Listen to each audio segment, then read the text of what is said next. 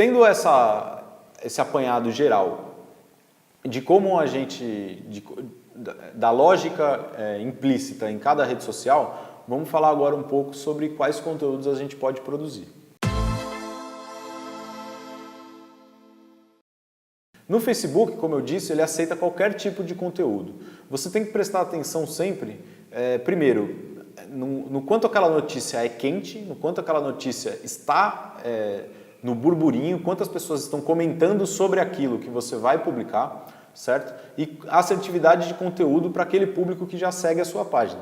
Então, eu vou dar um exemplo. Eu faço parte do Sindicato dos Aposentados, certo? Ao fazer parte do Sindicato dos Aposentados, eu vou tratar da reforma da Previdência, porque é uma coisa que influencia diretamente na minha vida, certo? Eu estou presumindo que as pessoas que seguem, que têm interesse nas publicações do Sindicato dos Aposentados, sejam pessoas que estão interessadas em conteúdos sobre a aposentadoria e sobre a Previdência. Não há por que eu publicar, por exemplo, ou criticar algo que seja um projeto de lei relacionado à água ou à gestão de energia, certo? Por mais que essas pessoas elas possam estarem interessadas nesses conteúdos, a tendência é que elas se interessem mais por conteúdos de aposentadoria. Então, deem preferência a conteúdos que são assertivos com o seu público, certo? E isso no âmbito geral. Ali você pode publicar imagens, você pode publicar vídeos, você pode publicar links, você pode publicar um monte de coisa. Então eu vou falar um pouco sobre os pormenores de cada um desses conteúdos, certo? Links. O Facebook, de certa forma, penaliza quem publica links, porque o link tira você da plataforma, né? E como a gente já disse aqui nessa aula, o Facebook prefere que você gaste mais tempo dentro da própria plataforma, né? Então, ao publicar links, tenham o cuidado de publicar links que são interessantes para o momento. Então, está tendo manifestação sobre a reforma da Previdência, por exemplo? Publique links sobre a reforma da Previdência. A tendência é que esses links tenham maior engajamento do que outros tipos de publicação. Com relação à foto, o Facebook ele entende uma lógica, ele sugere uma lógica de pouco texto. Por quê? Porque as imagens contam melhor as histórias, né? Para você gastar mais tempo ali, você não vai o texto acaba se tornando um pouco desinteressante para os usuários. Então, ele estabeleceu um limite que funciona principalmente para anúncios, mas também para publicações orgânicas, que é um limite de 20% da imagem com texto. Tá? Dê preferência a pouco texto e o texto ocupando um pouco espaço da imagem. Tá? A tendência é que a sua publicação vá melhor porque você não vai ser publicado por textão, vamos chamar assim. Tá bom? Com relação ao vídeo, na internet as pessoas são soterradas com uma quantidade exacerbada de conteúdo, não é? Então, quando você vai colocar um vídeo na sua rede social, tenha em mente que os 5 primeiros segundos do seu vídeo são muito importantes. Ali é que você vai chamar a atenção da pessoa para assistir o resto do vídeo e aí passar a sua mensagem completa. Então, tenha em mente o seguinte: apresente para a pessoa o conteúdo sobre aquilo que você vai falar nesses 5, 10 primeiros segundos do vídeo, tá bom? Assim a pessoa sabe do que você está falando e aí ela pode assistir o seu vídeo até o final ou não, mas pelo menos você seleciona já o seu grupo. Um erro muito comum é colocar assinaturas ou vinhetas ou transições no começo do vídeo.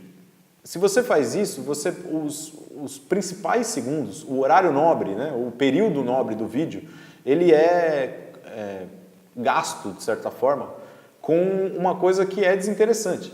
Então, a tendência, inclusive de vários canais, é colocar a assinatura, a sua marca, a marca da sua instituição, a marca do seu deputado, enfim, no final do vídeo, ou você faz uma apresentação, coloca a assinatura e aí você fala o restante do vídeo. Tenham em mente que essas identidades visuais, elas, em grande parte, são desinteressantes para os usuários.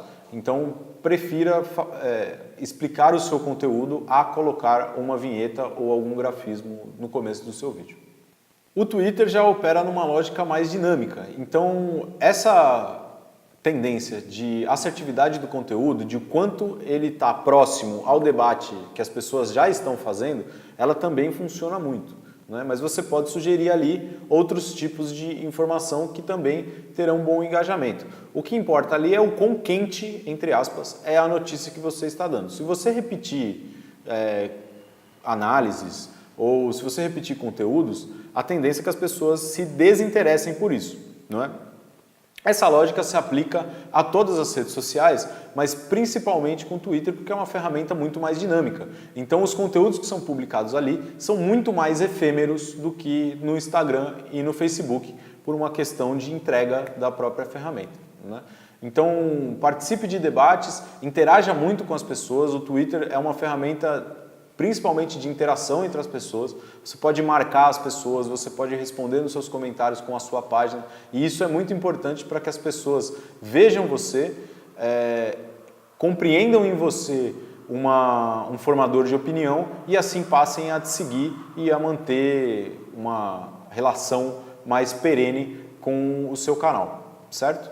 No Instagram, dê preferência 100% a fotos e vídeos. Por quê? Principalmente coisas que tratem vídeos e fotos que relatem o cotidiano das pessoas que você está trabalhando. O Instagram ele pode servir muito bem como humanização, de certa forma, da instituição que você está trabalhando, ou da sua própria, né? Se você é uma pessoa que gosta muito de fazer análise e tudo mais, que usa suas redes sociais principalmente para isso, para debater política e tudo mais, o Instagram é uma rede onde você pode, entre aspas, sair um pouco disso e construir a sua imagem com outros mecanismos, né?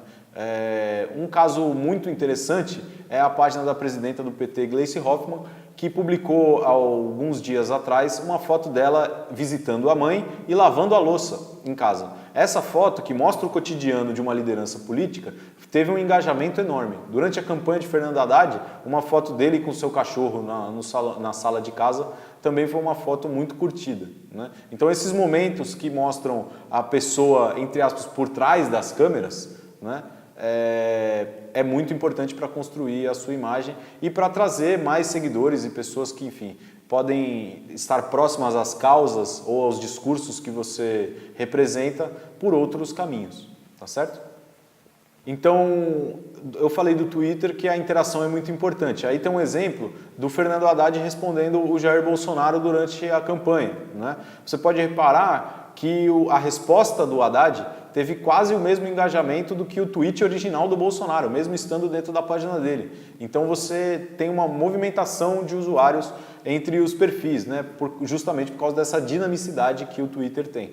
Do lado desse exemplo do Twitter, a gente tem um exemplo de quando o Haddad foi confirmado como candidato a vice-presidente na chapa do Lula. Essa publicação teve 154 mil curtidas e reações, né?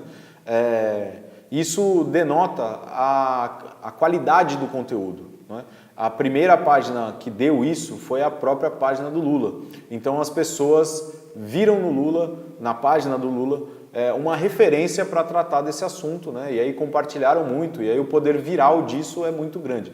Então, quanto antes você solta a informação, claro, atendendo a uma estratégia aí da sua instituição ou do seu deputado, enfim, melhor porque você se torna a referência daquele tema.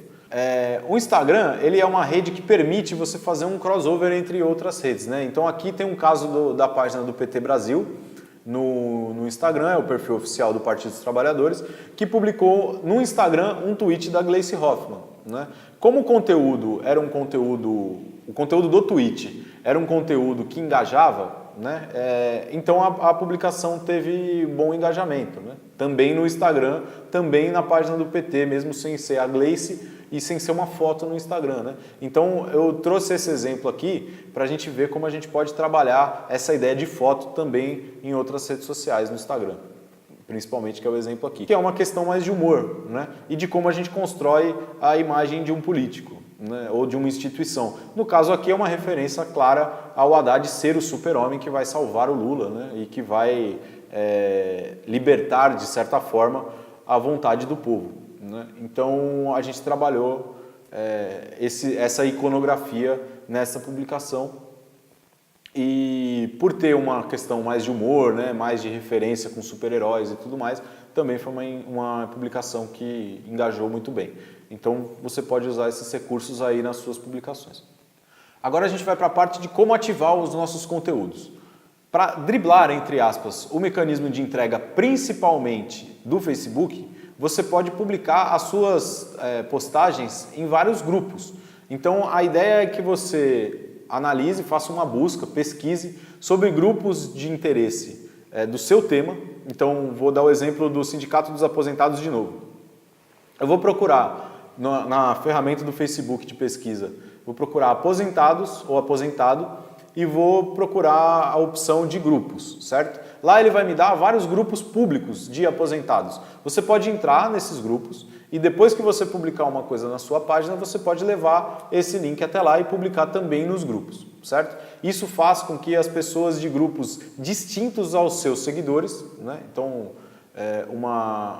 um agrupamento de seguidores diferentes, de usuários de Facebook diferente daqueles que já te seguem, recebam a sua informação, certo? Então essa é uma maneira muito boa de ativar esses conteúdos no Facebook. Outra maneira muito boa de ativar conteúdos aí não só do Facebook, mas de todas as redes, é por WhatsApp. E aí você vai ver isso em outra aula, que é com o Diego Dorgan, que também está aqui nesse curso. Para você ativar conteúdos no Twitter, é importante que as hashtags que você use sejam hashtags adequadas, ou que os termos que você usa no seu tweet também sejam termos adequados. Então, quando eu for falar de Lula, eu não vou escrever Luiz Inácio, porque Luiz Inácio é um tipo de busca. Se eu falar Lula e as pessoas procurarem Lula, elas vão achar o meu tweet. Se eu escrever Luiz Inácio, é capaz que não. Então, acerte os termos dos seus tweets, que você vai se tornar mais relevante nas buscas sobre aquele tema que é de seu interesse tratar. Com as hashtags a mesma coisa, certo? Se eu usar muitas hashtags no mesmo tweet, isso não significa nada para o mecanismo de entrega do Twitter, né? Mas se eu acerto a hashtag, se eu faço uma hashtag adequada, se eu faço uma hashtag que outras pessoas estão usando, principalmente, porque a hashtag é um organizador de conteúdo dentro da plataforma do Twitter, né? Não adianta, por exemplo, eu fazer um comentário sobre a postura do Maia em relação ao STF e usar uma hashtag que ninguém está usando, porque não está organizando necessariamente um conteúdo. Nesse caso, é mais interessante que eu use termos como, por exemplo, presidente da Câmara, como STF, como Maia, como, sei lá, Lava Jato, coisas nesse sentido. Porque aí as pessoas vão procurar e vão encontrar o meu tweet lá no meio. A hashtag, neste caso, não significa nada. Porém, se muitas pessoas estão usando aquela hashtag, eu posso tornar o meu tweet relevante colocando aquela hashtag na minha publicação. Então, se todos estão publicando sobre lute pela sua previdência e eu usar essa hashtag, eu sou inserido na busca do lute pela sua previdência. E aí, pessoas que não necessariamente me seguem podem ver o meu tweet. Tá certo?